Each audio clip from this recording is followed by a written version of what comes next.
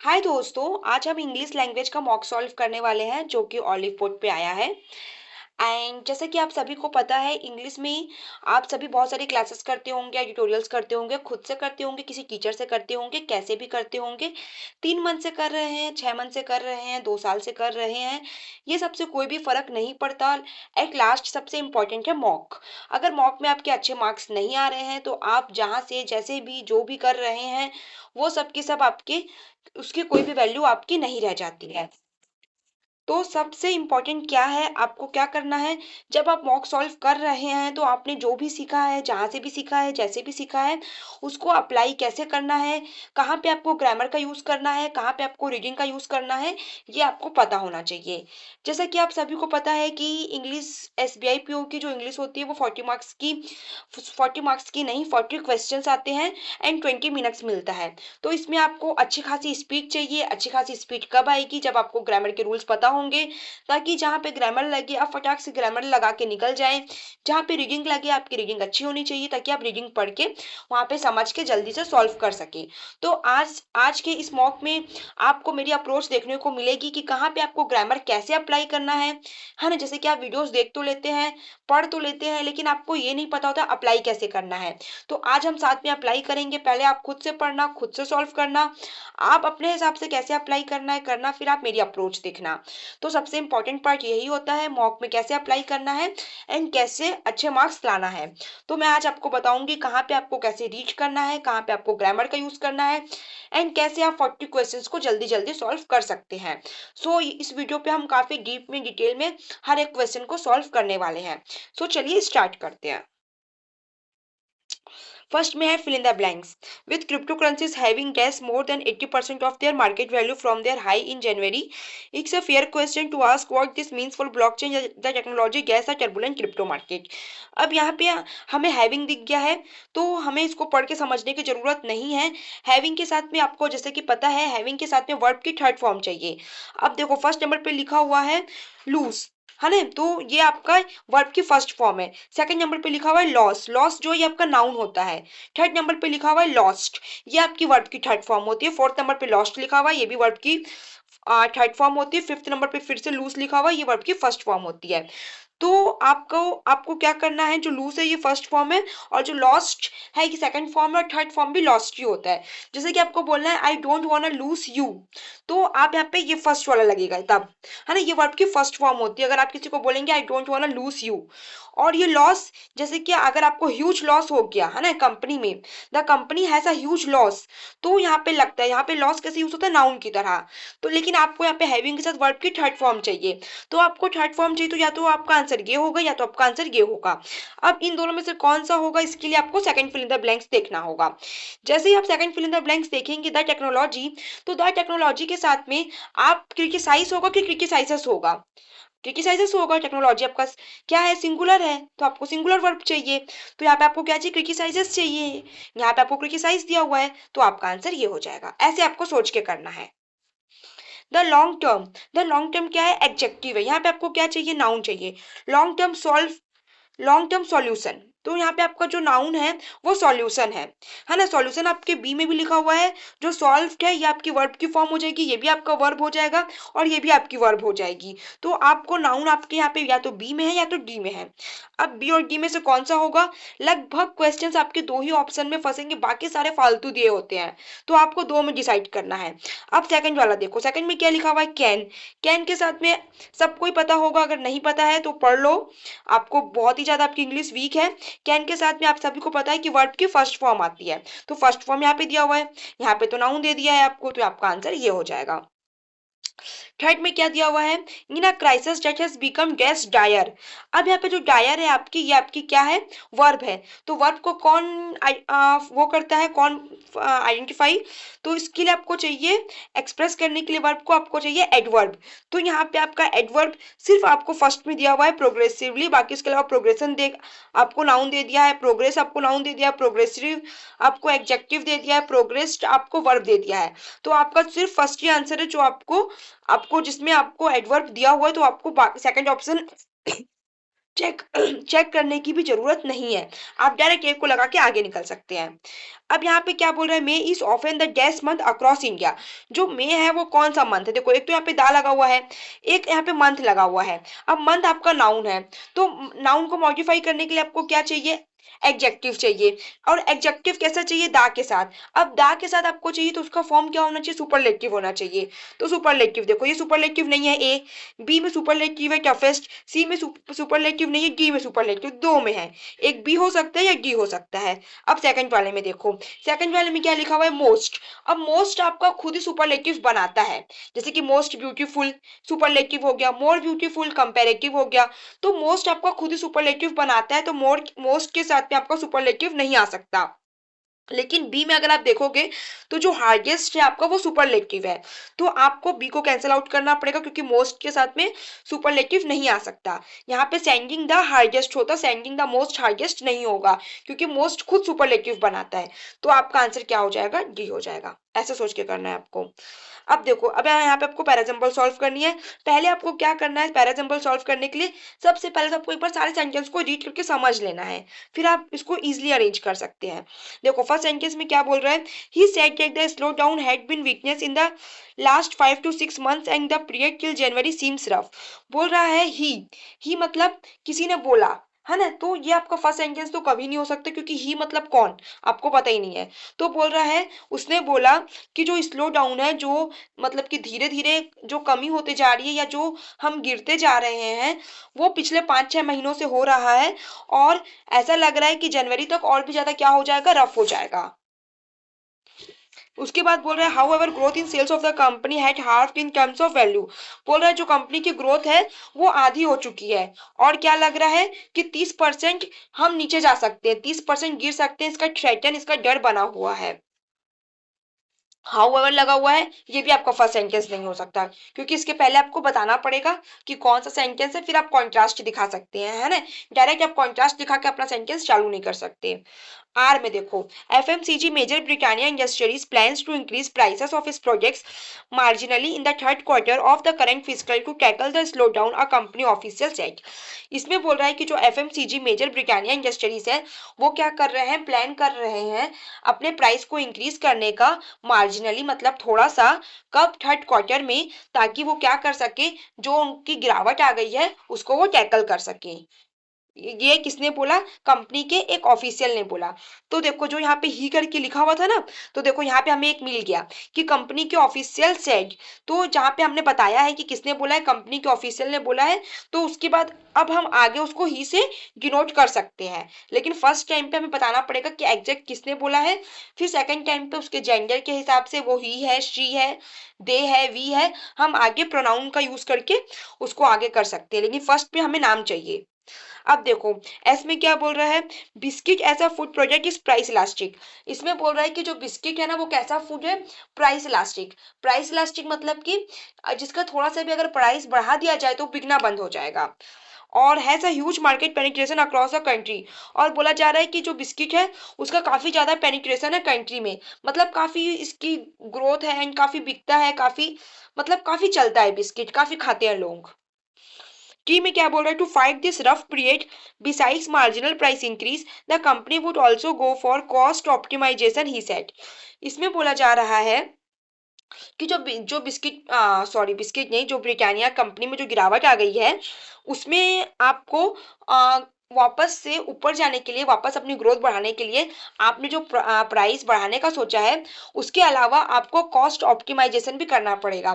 Cost optimisation मतलब कि आप जो सामान बना रहे हैं उसका प्राइस आपको कम करना पड़ेगा। कैसे, जैसे कि मान लो 20 लोग मिलके बिस्किट बना रहे हैं तो आप उसको 10 कर लो, तो इससे क्या होगा, आपकी लागत कम हो जाएगी। लागत कम हो जाएगी तो आपको वहां पे भी बेनिफिट मिलेगा, वहां पे भी आपको प्रॉफिट मिलेगा। क्योंकि खाली आप प्राइस बढ़ा दोगे तो इससे ये भी हो सकता है कि आपके कस्टमर्स कम हो जाए, आपका लॉस भी हो सकता है ना। तो ये सेफ नहीं है, इससे अच्छा आप अपनी लागत कम कर लो तो आप ज्यादा अच्छा बेनिफिट कमा सकते हो, एंड वो थोड़ा सा ना हिडन भी हो जाएगा, किसी को पता भी नहीं चलेगा। He also said Britannia market share currently across the country was 33%। यहाँ पे बोला जा रहा है कि जो ब्रिटानिया का शेयर है अभी 33% है, और जो ब्रिटानिया है वो लीडरशिप पोजीशन पर है। सो चलो देखो इसमें से सारे सेंटेंसेस जो हैं आपके उसमें से आप ध्यान से देखोगे तो देखो पी तो नहीं होगा फर्स्ट, क्यू भी नहीं हो सकता, उसमें कॉन्ट्रास्ट दिया हुआ है। आर हो सकता है क्योंकि इसमें एक मतलब एक इंट्रोड्यूस करवाया है कि जो एफएमसीजी मेजर है ना, उन्होंने जो प्राइस इंक्रीज करने के बारे में सोचा है, तो आर आपका हो सकता है। एस आपका जो सेंटेंस है बिस्किट, तो यहाँ पे आप बाकी सारे सेंटेंस में देखोगे तो बिस्किट के बारे में किसी में भी बात नहीं की गई है। तो ये सेंटेंस काफी अजीब लग रहा है, क्योंकि बिस्किट के बारे में तो कहीं और पे कुछ भी नहीं बोला है। तो देखते हैं, हम पहले पढ़ते हैं फिर देखेंगे इसको। की में क्या बोल रहा है, हाँ की में भी आपकी फाइट करने की बात कही है। तो यार फाइट मतलब किस चीज की फाइट, डायरेक्ट आप फाइट से सेंटेंस स्टार्ट नहीं कर सकते ना, पहले आपको बताना भी तो पड़ेगा कि किस चीज के बारे में बोल रहा है। तो ये भी आपका नहीं होगा। यू में फिर बोल रहा है ही ऑल्सो सेड, ही कौन, कौन ही, तो आपका यू भी नहीं हो सकता। तो आपका फर्स्ट सेंटेंस क्या हो जाएगा, आर हो जाएगा। अब आप देखो सेकंड सेंटेंस। अब देखो यहाँ पे क्या बोला था, फर्स्ट सेंटेंस जो कि आपका आर है, इसके लास्ट में क्या बोला था, अ कंपनी ऑफिशियल सेड, है ना, कंपनी के ऑफिशियल ने कहा। अब इसी को कंटिन्यू कहाँ पे किया है, पी में किया है, ही करके, कि उसने और क्या बोला, उसने ये बोला कि जो स्लो डाउन है वो क्या है, वीकनेस है 5 से 6 महीनों में, और जनवरी तक क्या है, ये चल सकता है ऐसा रफ, ऐसी मतलब कि जो हमारी ग्रोथ है वो ऐसी रफ हो सकती है, मतलब कि उसमें गिरावट हो सकती है। तो सेकंड हमारा क्या हो जाएगा, पी हो जाएगा। अब देखो ध्यान से, यहाँ पे जो रफ बोला हुआ है, अभी हमने रफ पढ़ा था ना इसमें, हाँ देखो की में देखो, to fight this rough period, अब उसी को कंटिन्यू किया है कि उससे वो जो रफ पीरियड है ना, उससे फाइट करने के लिए हमें क्या करना पड़ेगा, कॉस्ट ऑप्टिमाइजेशन करना पड़ेगा। तो थर्ड आपका टी हो जाएगा। लेकिन देखो यहाँ पे थर्ड वाला आपसे पूछा नहीं है, फोर्थ पूछा है, फिफ्थ पूछा है, ऑड। हाँ देखो जो यहाँ पे एस एक सेंटेंस था ना, ये बिस्किट वाला एस वाला, जो कहीं पे फिट नहीं हो रहा था, तो यहाँ पे देखो इसका आपका ऑड हो जाएगा ये वाला सेंटेंस एस वाला। ठीक है, अब हमें कौन सा चाहिए, फोर्थ चाहिए और फिफ्थ चाहिए। तो देखो जो थर्ड वाला है वो तो आपका टी हो गया। अब इसके बाद उसने ये बोला, फिर देखो यू वाले में देखो, ही ऑल्सो सेड, उसने और क्या बोला, पहले आया ही सेड, उसने बोला, फिर ही ऑल्सो सेड, उसने ये भी बोला। तो आपका फोर्थ वाला क्या हो जाएगा, यू हो जाएगा। और फिर इसमें क्या बोला है, इसमें ग्रोथ के अच्छे में बोला है कि ग्रोथ हो रही है 33%। फिर इसमें क्यू में क्या क्या कॉन्ट्रास्ट दिखाया है, बोल रहा है कि 30% की गिरावट आ सकती है। तो आपका फिफ्थ वाला क्या हो जाएगा, क्यू हो जाएगा। ये हमने कर लिया है। तो चलो अब हम आरसी करते हैं। In the fast-paced landscape of the 21st century, the traditional models of education are facing unprecedented challenges. यहाँ पे बोल रहा है कि जो 21st सेंचुरी का इतना फास्ट में, ये मैं आपको थोड़ा बताते जाती हूँ, थोड़ा जल्दी बता रही हूँ क्योंकि टाइम हमारे पास कम है ना। आप इसको और आराम से पढ़ सकते हैं, पढ़ेंगे हम पूरा, मैं पूरा बताऊंगी आपको, लेकिन थोड़ा सा फास्ट मोड पे। सो चलो इसमें क्या बोल रहा है कि जो ट्रेडिशनल जो हमारा 21st, पहले मैं पहले स्टार्टिंग का आराम से बताती हूँ ताकि आप लोगों को पता चले किस टॉपिक पे है, फिर बात बात का थोड़ा जल्दी पढ़ लेंगे, ठीक है। तो स्टार्टिंग में क्या बोल रहा है कि जो हमारा फास्ट समय चल रहा है 21st सेंचुरी का, इसमें जो ट्रेडिशनल मॉडल है, जो हम ट्रेडिशनल एजुकेशन अपनी पढ़ाई कर रहे हैं, वो फेस कर रहा है, आर फेसिंग अनप्रेसिडेंटेड। अनप्रेसिडेंटेड मतलब क्या होता है, जो चीज पहले कभी ना हुई हो, है ना, मतलब ऐसे चैलेंजेस को फेस कर रहा है जो हमारा एजुकेशन सिस्टम है, जैसे चैलेंजेस को उसने पहले कभी फेस नहीं किया, ऐसा बोला जा रहा है। आगे पढ़ते हैं। Rapid advancement in technology, shifts in global economies and emergence of new societal needs call for a comprehensive reform in the way we approach education. यहाँ पे बोल रहा है कि जैसे जैसे टेक्नोलॉजी एडवांस होते जा रही है, हमारी हमारी इकोनॉमी में शिफ्ट आ रहा है, तो वैसे वैसे जो हमारे न्यू सोसाइटल की नीड्स है, जो हमारी सोसाइटी की नीड्स है, वो भी क्या चाह रही है कि एजुकेशन में भी रिफॉर्म आए, एजुकेशन में भी चेंजेस आए, है ना। हमारी जो अप्रोच है एजुकेशन को लेकर वो कुछ अलग हो, कुछ दूसरी हो, जो अभी तक हम पढ़ते आ रहे हैं उसमें कुछ चेंजेस आए। जैसे कि सब कुछ बदल रहा है, टेक्नोलॉजी एडवांस हो रही है, इकोनॉमी शिफ्ट हो रही है, तो बोल रहा है एजुकेशन आज भी वही सेम क्यों है, उसमें भी कुछ चेंजेस आने चाहिए। उसके बाद बोल रहा है it is imperative that education system worldwide adapt to this changes to equip learners with the skills and knowledge necessary to thrive in the modern world. यहाँ पे बोला जा रहा है बहुत ही इंपॉर्टेंट है कि हम पूरे वर्ल्ड वाइड में जो एजुकेशन सिस्टम है वो क्या हो जाए, अडेप्ट हो जाए, है ना। जो चेंजेस आ रहे हैं, जैसे कि जो बाकी सारी चीजें, जो बाकी सब चीजें चेंज हो रही है, उसमें ढलने के लिए मॉडर्न, जो मॉडर्न वर्ल्ड है उसमें थ्राइव करने के लिए, उसमें कुछ अच्छा करने के लिए हमें जो नई स्किल्स है और जो नए नॉलेज है उसको पढ़ना होगा अब, जैसे कि समझो, जैसे कि पुराना एजुकेशन सिस्टम था, है ना, तब हमने वैसे पढ़ाई की, तो उस समय पे वर्ल्ड भी उतना मॉडर्न नहीं था, उतनी टेक्नोलॉजी नहीं थी, उतना कुछ नहीं था, तो उतना पढ़ के ही जॉब लग जाती थी, है ना। उतने जैसे कि मान लो उस समय पे क्या होता था कि कोई 12th भी पढ़ ले तो बहुत बड़ी बात होती थी कि अरे ये 12th पास है। ज्यादातर लोगों के, आप सभी में से बहुत सारे लोग होंगे, है ना, जिनके पेरेंट्स ने 8 10th तक पढ़ाई की होगी, क्योंकि उस समय पे उतना था ही नहीं। उसके बाद भी वो बहुत अच्छा काम कर रहे हैं आज। लेकिन अभी जो हमारी जनरेशन है, इसमें टेक्नोलॉजी इतनी बढ़ गई है, इसमें बोला जा रहा है सब कुछ इतना चेंज हो गया है, तो अगर आपको आज के टाइम पे सरवाइव करना है तो आपको वैसी पढ़ाई करनी होगी जिससे जो अभी की नीड है। जैसे कि आपको स्किल्स सीखना पड़ेगा, एआई के बारे में आपको नॉलेज होनी चाहिए। आपको पता ही है, आजकल जॉब के लिए जाओ तो आपको कंप्यूटर अच्छे से आना चाहिए। तो बस यहाँ पे वही सब बोल रहा है कि आपको अभी के हिसाब से सीखना पड़ेगा। ठीक है, आगे पढ़ते हैं। The traditional lecture based approach which emphasize rote memorization passive learning must give way to more interactive and student centered methodologies। यहाँ पे बोल रहा है कि जो रट रट के पढ़ने वाला पुराना सिस्टम है उन सबको अब हटा देना चाहिए, और जो एजुकेटर्स है जो पढ़ाने वाले हैं उनको भी जरूरत है कुछ नया सोचने की, क्रिएटिविटी करने की और हमारी प्रॉब्लम्स को सॉल्व करने की। This can be achieved through project based learning. और ये कब अचीव होगा? जब हम प्रोजेक्ट बेस्ड लर्न करेंगे, इंक्वायरी बेस्ड पूछताछ करके करेंगे, है ना, एक्सपीरियंस के बेस पे लर्निंग करेंगे, तभी पॉसिबल है। Next paragraph, furthermore the integration of technology into the curriculum is no longer optional but essential. बोला जो टेक्नोलॉजी है वो हमारे पढ़ाई में आ जानी चाहिए, ये कोई ऑप्शनल नहीं होनी चाहिए, इसको पक्का डाल ही दो। जो टेक्नोलॉजी है वो डाल दो हमारे पढ़ाई में, मतलब कोई ऑप्शन दो ही मत, हमें डाल ही दो उसको। जो डिजिटल लिटरेसी है वो बहुत ही इंपॉर्टेंट है बोला जा रहा है। और जो टेक्नोलॉजी है अभी की, उसका जो एक्सेस है, उसको जो चलाने का हक है, वो सबके लिए इक्विटेबल होना चाहिए, मतलब कि सबको मिलना चाहिए, है ना। उसका बैकग्राउंड क्या है क्या नहीं है, जो भी हो उसको मिल जाना चाहिए, हर किसी को मिलना चाहिए। उसके बाद बोल रहा है कि जो एजुकेटर्स है जो पढ़ाने वाले हैं उनको भी ट्रेन किया जाना चाहिए, क्योंकि कई सारे टीचर्स ऐसे हैं जिनको खुद ही कुछ नहीं पता होता, तो उनको भी ट्रेनिंग वगैरह दो बोला जा रहा है। उसके बाद बोल रहा है whether through online platforms, educational apps और वर्चुअल रियलिटी सिमुलेशन, है ना, कहीं से भी आप कर सकते हो, चाहे आप ऑनलाइन से करो, ऐप से करो, वर्चुअल रियलिटी से करो, कैसे भी करो। उसके अलावा बोल रहा है कि हमें अपडेट कर देना चाहिए हमारे पढ़ाने के सिस्टम को। और आर्टिफिशियल इंटेलिजेंस के बारे में बोल रहा है आगे। इसके बाद बोल रहा है कि सेल्फ अवेयरनेस होनी चाहिए, है ना, इमोशनल रेगुलेशन के बारे में पढ़ाना चाहिए, इंटरपर्सनल स्किल्स होनी चाहिए कि हम एक दूसरे से कैसे डील कर सकते हैं।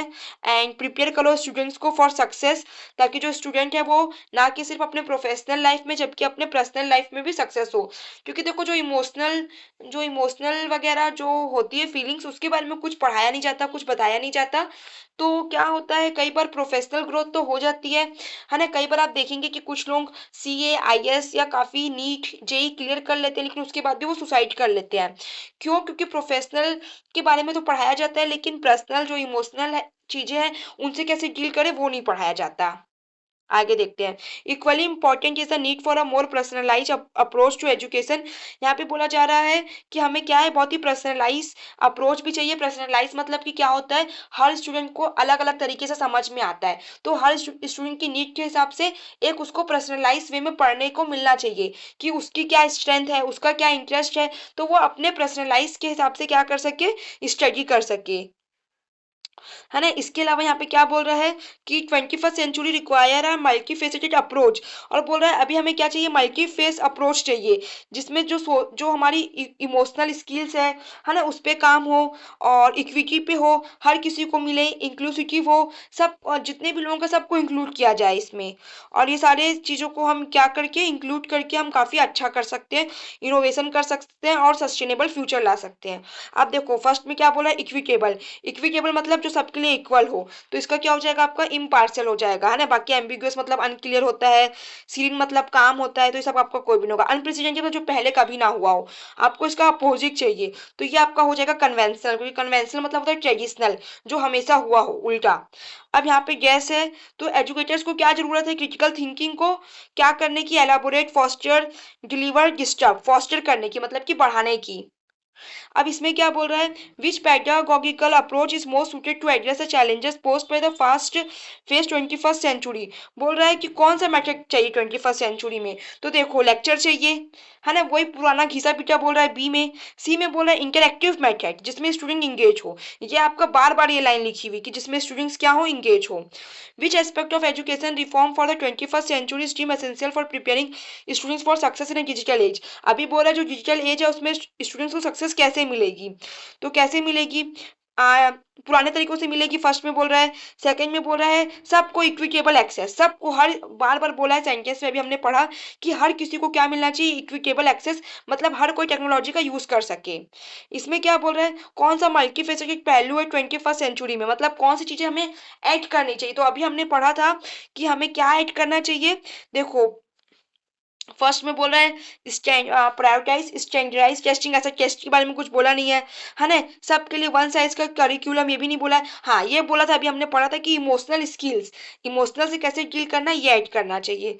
What is a key aspect of personalise learning platforms and adaptive technology, जो बोला है जो पर्सनलाइज बनाया जाएगा, अभी हमने पढ़ा था ना कि हर किसी को एक अलग अलग, हर बच्चा अलग होता है, हर किसी का इंटरेस्ट अलग होता है, तो उसको एक पर्सनलाइज लर्निंग का प्लेटफॉर्म मिलना चाहिए। तो ये क्या पूरा करेगा, ये एक हर इंडिविजुअल की नीड पूरा करेगा, क्योंकि हर किसी को अलग तरीका चाहिए, है ना। बाकी आपका लिमिटेड ये सब सारा उल्टा उल्टा लिखा हुआ है इसमें। Which factors contribute to educational,